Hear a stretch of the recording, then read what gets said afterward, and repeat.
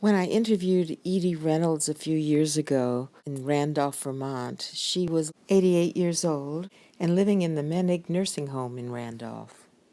I was impressed by how beautifully she spoke about the animals in her life. She had been secretary to a president of a construction company and had owned an antique shop in Vermont. But it was the animals that drew me to her. She's always loved animals and loves all kinds of animals, she says. When she started talking, I was so pleased to be recording what she was saying because I wanted others to hear it and be inspired. It certainly doesn't matter how old one is, for that caring to be active, alive, and manifested in one's life. Edie, thanks for this conversation, and here we go.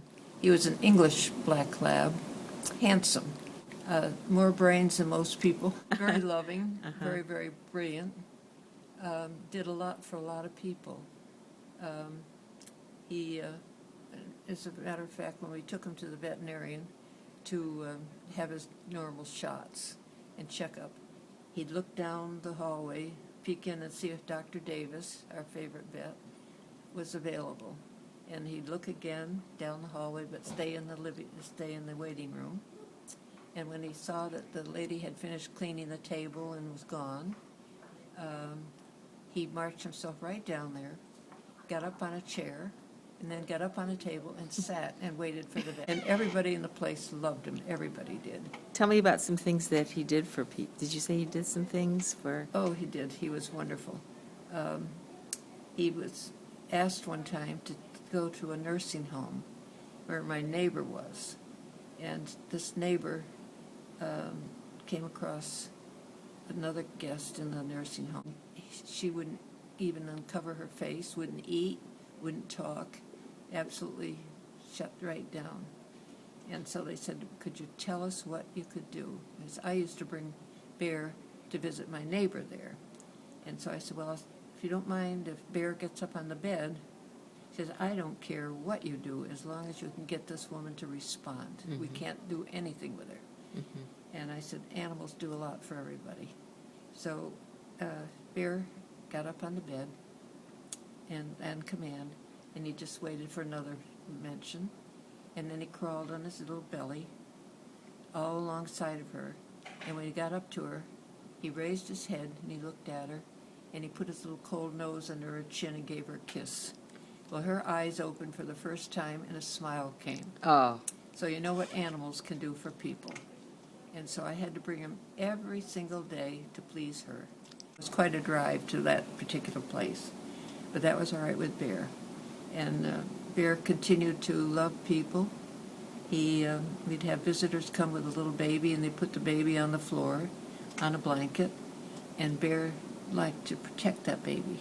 So he would lay right down alongside the baby, and you could put a stake in front of him. He would not move, protecting and watching that nobody would step on this child. He was absolutely the most brilliant animal I've ever had. Property we had in Vermont was called the Wilderness Beyond, and many times hunters and hikers would lose their dog, couldn't find a way out, and the dogs were lost too. So we'd tell Bear, go down and find somebody. And he would go through the woods, be gone half a day or more, and come back with the dog and the people. Oh, isn't that something? So he could understand what you asked him to do. Absolutely. Bear aged a lot naturally through the years after doing so many wonderful things. He passed away, and Dr. Davis gave $5,000 to Cornell Veterinary School in Bear's name. Oh, my. So I thought that was lovely. Yes. And he had all kinds of cards from people that came in there that knew Bear. How long did you have Bear? And 12 years. Was he an adult dog when you got him? No, he was very young, being trained supposedly for a CNI dog. Mm-hmm. And he would not take escalators in the city stores. I said right then and there he was smart. Right. He wouldn't get his feet caught. Mm-hmm. So he did not become a seeing eye dog then? No. Yeah, because he had to be in New York. He had his own calling, I'd say. Everybody knew him, everybody loved him. He was so kind and so gentle. And I think he could read people's mind. Uh-huh. Sounds like he read their feelings, too. Yeah. Absolutely. How lucky you both were. I consider myself very lucky, and the people that knew him were lucky too. Tell me about the blind horse. Well, I did have horses. I had horses, a couple of them were trained for the Mounties, and one of the presidents of a bank in Connecticut bought two from them, and I got one of those horses. I had other horses. But along came a place where they boarded horses. I didn't board them there. I just wanted to see what they did, because I'd heard so many stories. And I went to this place where they board horses. And I walked down. I got to the end of the stables, and there was this one horse right up to his belly in muck, and his head down, looked abused, and my heart broke. So I asked the keeper, who was usually there drunk, and said, what's happening with this horse? Going for meat, no good, he's blind. I said, do they do that to people when they're blind? What do they do with people? They train them or they let them play? He said, well, he's going for meat, lady, so don't worry about it. I said, I am worried about it. I had just loaned my gear to a neighbor for horses to be transferred, not there. And so I didn't know what the heck I could do to get it out by, late afternoon. So I called two of my farmer friends, and they loaded a wagon with a pile of hay and lifted my horse, blind, onto the hay. So they gave you permission to take the horse? Oh, I just took them. Uh-huh. They wouldn't. I Yeah. mean, Yeah. I'd had about enough of that Place. And so brought him to my mother's house. She had a washing machine with warm water, and we put a hose on, and it took me almost 5 days with warm water to clean them off. Oh. And my same veterinarian that I love so much came and cleaned the hoofs, checked his ears and eyes, did all he could do. And from then on, this horse became smart as my dog. It was just wonderful. He knew he was being rewarded, knew he was loved. That's the most important thing. And so we had 25 of us that rode year-round on horses, winter and summer and spring. We'd ford the river, we could go in the snow, do anything. But snow time was pretty difficult because we'd go through wood trails, and the branches would be laid right down, and some of them would bump into them and back up and get a little mixed up. And believe it or not, my blind horse sensed everything. And so when we went to ride the next winter, after I had him, they said, oh, you're not taking that blind horse, are you? And I said, absolutely. I said, are you blind? And they said, no. I said, well, neither is this horse, basically. So we went for a ride, and the horse just took the lead naturally. I mean, didn't tell him to or didn't do it. He just went ahead of all the horses, and I just sat on his back and thought, well, we'll see what he's going to do. And we came to a branch laden across the trail with snow, hard to get through. He'd put his head way down, his shoulders way down, almost on his knees, and I'd call back, low branch. And they'd get ahead of me and move it or go around it. So that's how he served for a few years. They loved him then.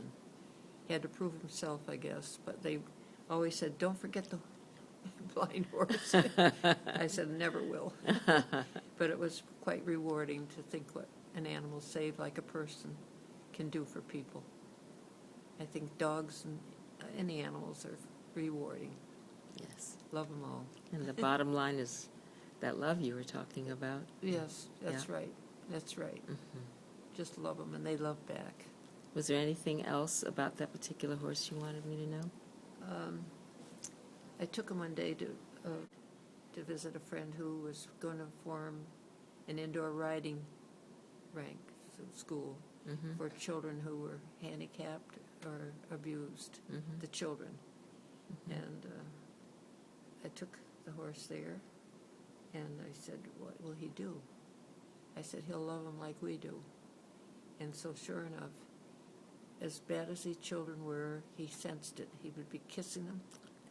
This and is he the would be, horse we're talking yeah, about. he would kiss the kids, the little ones, and they loved that because the horses they had there, they'd put them up on, and somebody would hold them on, and the horse would walk around. Well, it was a little different this way because he sensed the children's fear, and he would just get to them and kiss them. So, I say they're better than human, and especially. So I had to go there quite often. I imagine you did. Yeah, but it was lovely because later she developed quite a program for children who were handicapped and abused.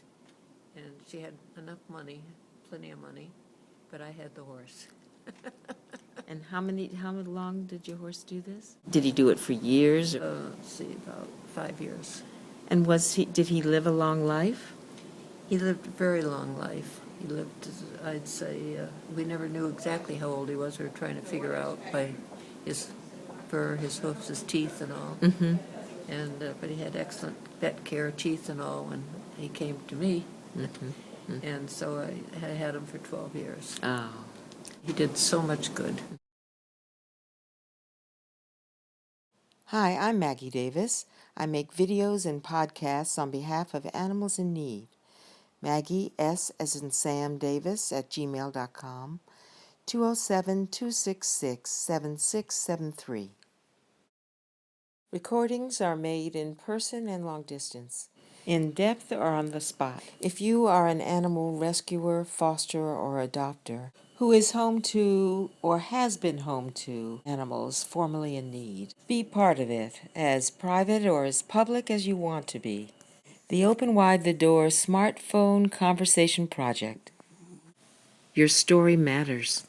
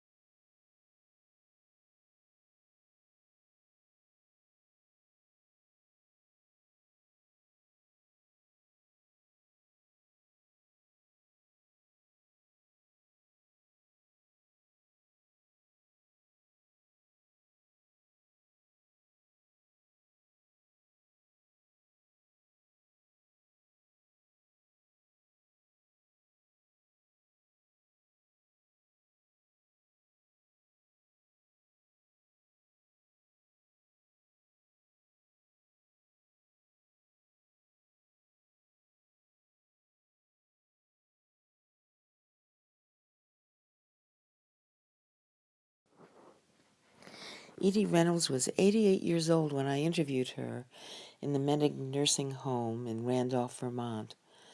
Anyone listening and watching her face light up when she talks about animals in general and her two animals who help so many will feel in their own hearts the truth of her and of what she says.